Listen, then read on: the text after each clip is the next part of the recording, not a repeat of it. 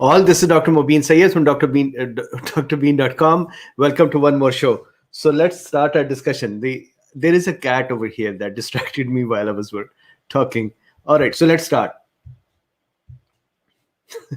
It was Luffy, it took off.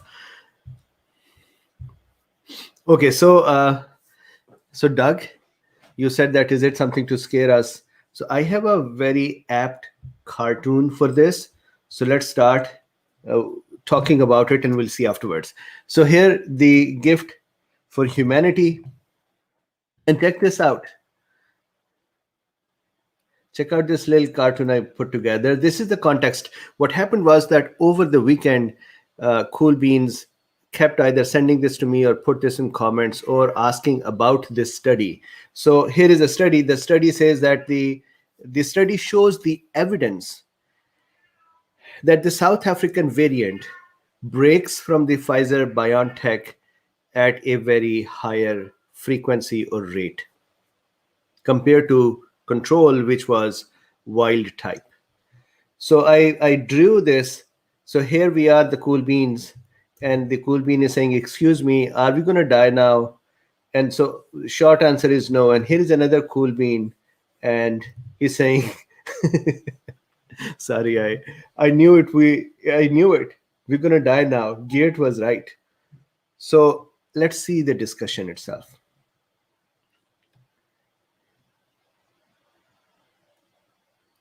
So we have to really understand how the study came together.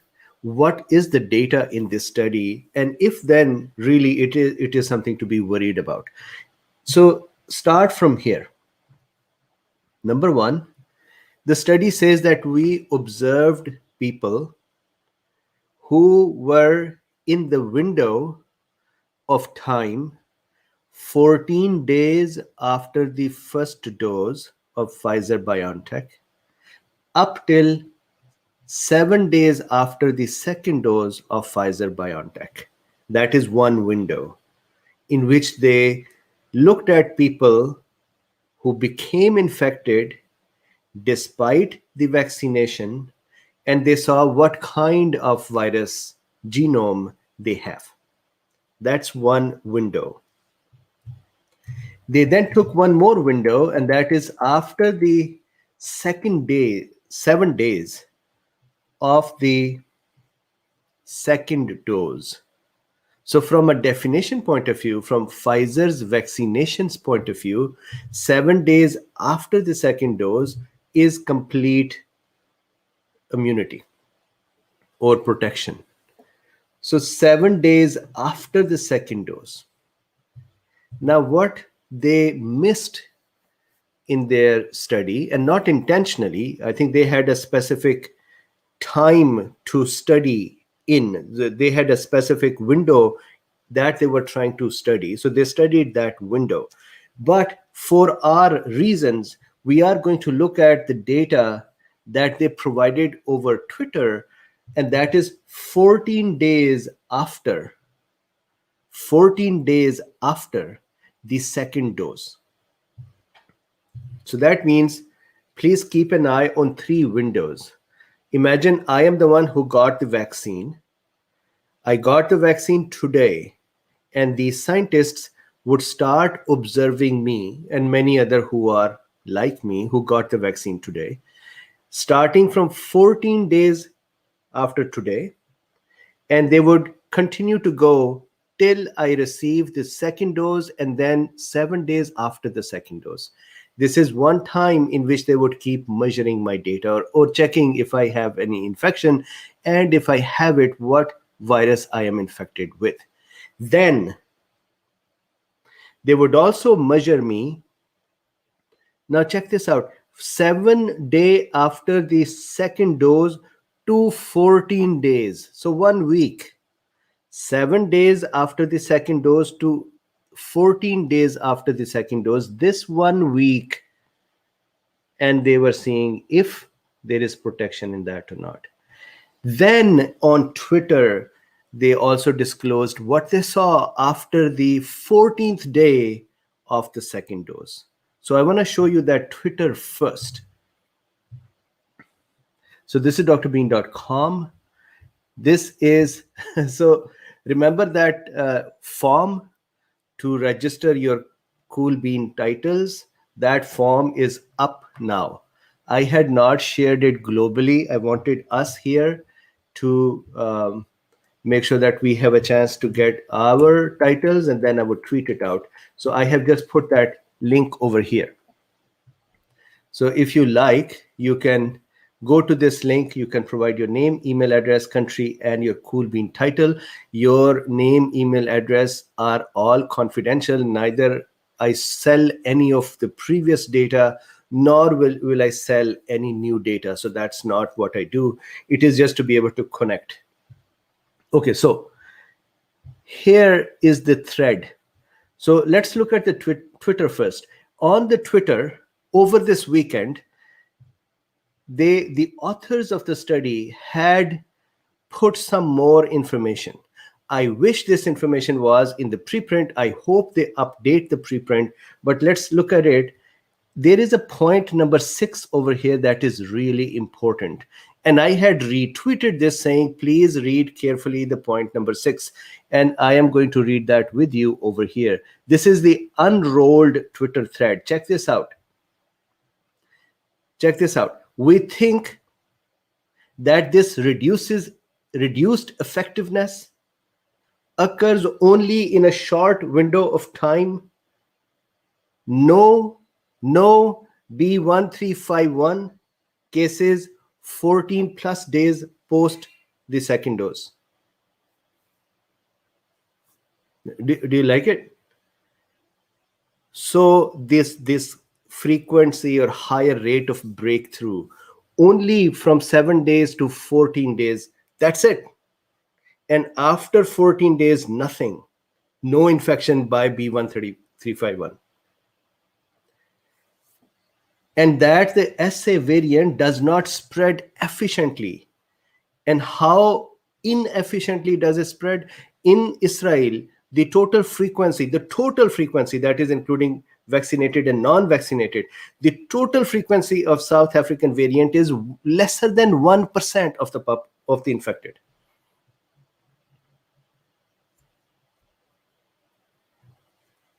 Thus, even more of a reason to get vaccinated and drive down cases to zero. So then they put a positive statement out there as well that, hey, get the vaccination so that you go beyond the 14 days after the second dose and then you have no worries. I wish that data was there. So now let's look at what they have here. I hope I have already made the case that there is actually no worry. So let's see. This is what I just explained. What they did was, in each window, when they took people, for example, from the day number 14 to day number 7 after the second dose, they took 149 people who had received the vaccine and got infected, and they compared them to non-vaccinated 149 people with similar age, gender, and demography. So they matched them. Similarly, after the day 7 of the second dose to day 14 of the second dose, they took 247 people who were vaccinated and got infected, and they compared them to control, which were just some people who were infected and were not vaccinated. Then in the study, they did not talk about the 14 days and onward time. They didn't talk about it. Good thing that they tweeted about it. Otherwise, we would have in our own head continued to extrapolate this dangerous time and said, God, the Pfizer has failed. But they tweeted it that after this, no issues. So let's continue. What did they find? So these folks, 147 and 247 or some number, what was the number? 149 and 247. These are pairs. In all of these folks, when they did the genomic sequences, they found that there was a percentage of wild type still present. Then they found that the dominant percentage in 90 and above percent were UK variants, and a smaller percentage was South African variant.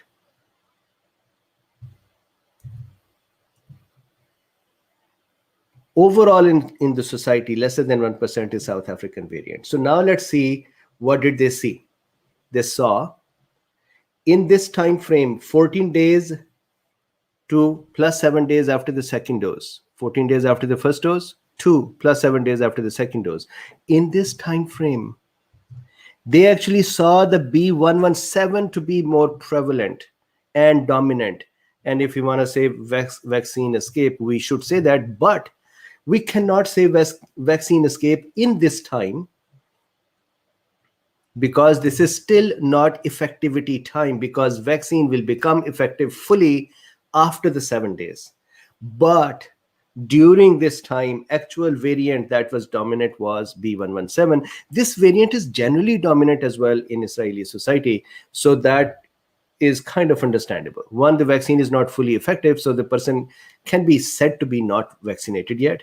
And then the dominant type is B117. Now, my statement that I said person can said to be not vaccinated should be taken with a grain of salt, because they still have efficacy, they still have protection, and protection is developing on a day-to-day basis. Now, this window of 1 week is where, by definition, the Pfizer has become fully protective. But in this window, those who became infected, which was a very small number, they had predominantly 135. After 14 days, there were no infections. No 135, actually. I shouldn't say no infections. They said after 14 days, no 135 were observed. Now, this correlates with the Pfizer's own study to say, hey, we are efficacious against the South African variant as well. So this small window of time seems to be a time of vulnerability. Why? I do not know. Continuing on. What did they find in the data? Check this out. So now we're looking at day 14 after the first dose to day 7 after the second dose. In this time, UK variant or 117 was predominant. And what was the dominance? Check this out. In the cases, those who were vaccinated and had the infection, out of those, whatever number, 8, for example, or 6, whatever was the number, out of them, 89.5% were UK variants. Even after the vaccination, but it is not full vaccination, full effectivity, full efficacy. 10.1% were wild type, original Wuhan type. And 0.4% were 135. This was the situation when the vaccine was given, but it is not yet fully efficacious. And guess who is winning? 117 is winning. It is not even letting 135 come close. Then what happened was, when the full efficacy kicked in, by definition, then 117 was still about 90%. But instead of Wuhan, the 135 did more infections. So they almost, now Wuhan became 4.7 instead of 10%, and 135 could infect 5.4%. So it actually did not take infections from 117. It did not defeat 117 to escape. It actually took place of one original Wuhan one. That is what it did, but only during this time frame.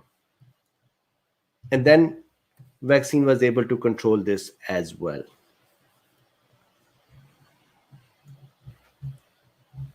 That is the discussion. Do you think it is scary? Let's continue for one couple of more slides here. So what is the outcome then? And even authors are saying this. They're saying, look, don't worry. 135 is actually, this is why I made it kind of an old virus, which is kind of slowly working. Slow spreading.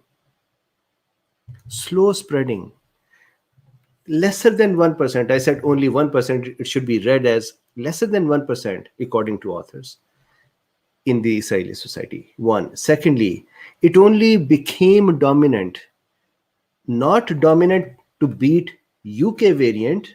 UK variant was still dominant in this time. But compared to the Wuhan variant, it took some more cases. How many more cases? It went up from 0.4% to 5.4%.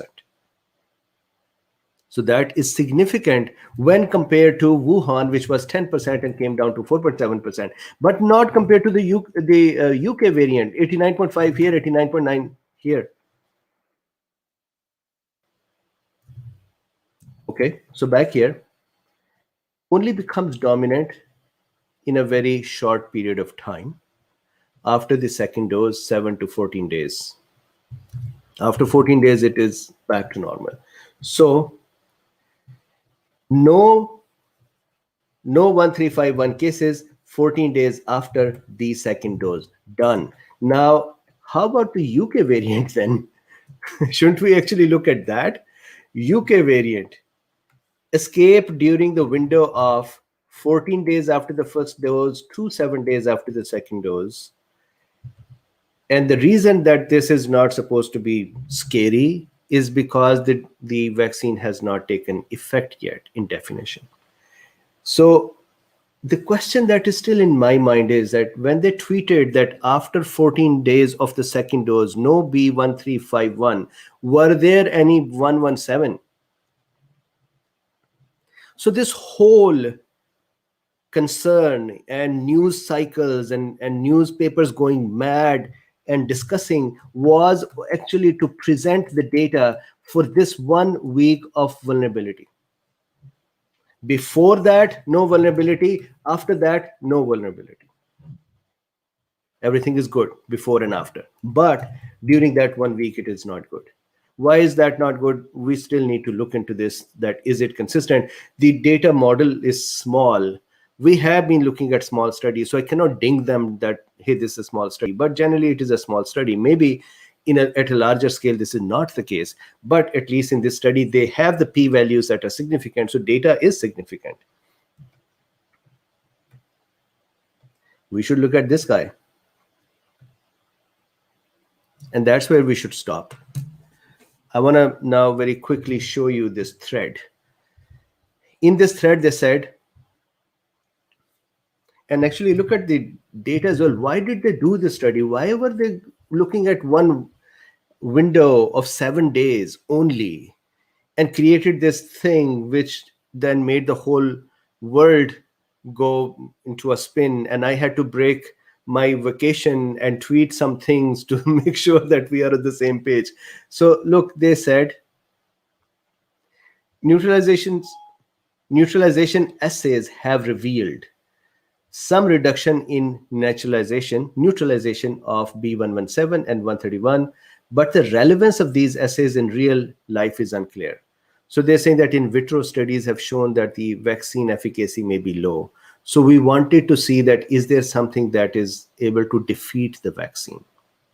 Now, please remember when I use this word defeat and when they use the word breakthrough rates, the number of infections actually in vaccinated were still very low. What happened was the kind of virus changed.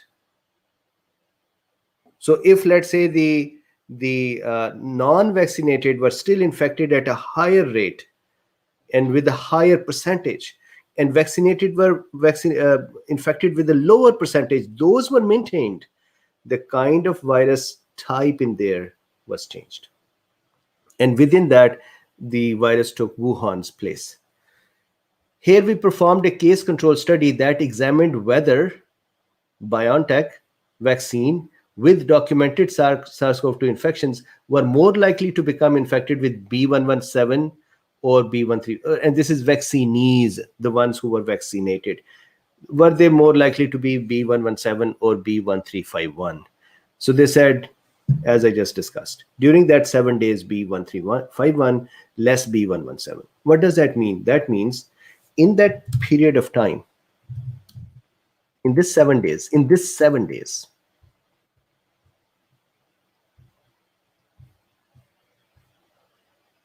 this one. In this 7 days, Wuhan virus had a slightly lesser chance of infecting compared to the 135, although UK virus kept infecting with the same rate.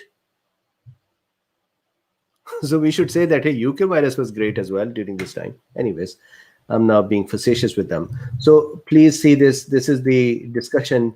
These results overall suggest that vaccine breakthrough infection is more frequent with both vaccines of viruses of concerns, yet a combination of mass vaccination with 2 doses coupled with non-pharmaceutical interventions, for example, masking and all that, is useful. So my takeaway from this is good study, interesting data, but is a very small time. Good to know this so that we can tell the people that, hey, instead of 7 days, you feeling that I'm fully protected, let it go till 14 days and then you're fine. So maybe change the definition of full efficacy from 7 days plus second dose after second dose to 14 days after second dose. That's what I would have done if I looked at this. And then finally, let's look at this. We wanted to test what type of variant infects the very few vaccinated individuals who go on to become infected with SARS-CoV-2. So over here, the words are very important, because when the newspaper attention came, I think the authors became a little careful in, they wanted the study does seem concerning, but then they wanted to correct the record. So here they said very few vaccinated individuals who go on to become infected. So not the vaccinated individual who free, but the one who became infected after vaccination. To this end, we generated a case control cohort. Every vaccine was matched with a non-vaccinated vaccinee. They use the word vaccinee a lot. 2 categories interested us: those fully immunized, that is 7+ days post the second dose, and those partially immunized, that means 14 days after the first dose till 7 days. What they did not do was here, they should have said 7+ days from the full second dose to 14+ days to second dose. All of a sudden, as soon as you see 7 days, your concern would become more manageable. All in all, most infection in both categories were from the British variant, B117, up to 90% from B117 in both categories. However, we noted 8 cases of infection with South African variant B1351 in fully immunized individuals, as compared to only 1 infection in the control. So during that time, when they took control, they had only 1. That doesn't mean that the control only had 1 infection. Control may have had 50 infections, but out of those 50, there was just 1 B1351. And now you can say, why B1351? Or my thinking is that at here, out of, let's say there were 100 people who were infected in control, 1 was B1351, all the rest were UK. Furthermore, focusing on the partially immunized, we noted more breakthrough by the British variant. Partially immunized, more breakthrough by the British variant. We think this might explain why during the early stages of vaccination rollout in Israel, it took a while till vaccination took effect. So they said that this explains that why in the beginning of the vaccination, the infection just kept going with the same pace. The reason was it was the B117 that kept defeating the vaccine at that time. But once again, please realize, after 14 days of the second dose, controlled, fully controlled, it is not a phenomena that they have escaped. Then they give us, to summarize, we see evidence of reduced vaccine effectiveness against the British variant, but after 2 doses, extremely high effectiveness kicks in. We see evidence, so against the British variant, we see evidence for reduced vaccine effectiveness against the SA variant, but it does not spread in Israel, the SA variant, lesser than 1%. And secondly, we think that this reduced effectiveness occurs only in a short window of time. No B1351 cases 14 days plus post second dose. Done. So I hope that this made sense. So, so Doug, did I scare you now? So I'm going to stop here, and we would then do a quick chit chat as well. Thank you very much for, so I just saw Mary Martin saying I'm registered. So Thank you very much for being a cool bean. Thank you very much for being with me. One thing that is interesting, I don't want to say it, but still, with the demonetization on the YouTube side, YouTube's views have actually now, within 3-4 days, gone down to 50% of what it was before. So it is becoming slowly, as my whole year was focused on this side, doing these YouTube videos. My business side had affected. Now YouTube decided to take down the YouTube side as well. So I may have to figure out how to do this. Any support that you would do at this time is going to be useful. So please like, subscribe, and share. At least like it so that YouTube, and like it if you like it, that YouTube knows that this is not something that people are generally not liking it. And then if you would like to support this work, there are 3 links in the description. One is to buy me coffees, another one is to become a patron, and another one is to support this channel in general. So thank you very much, and I would see you in a few minutes.